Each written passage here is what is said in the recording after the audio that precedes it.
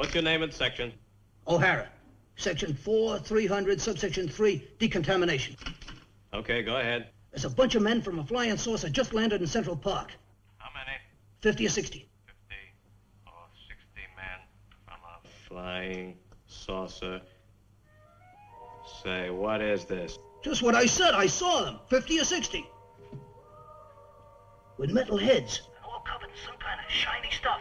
They fired at us with some kind of a ray gun in Central Park. Listen, Bud, you've been told to keep out of saloons, haven't you? The job you're doing is serious.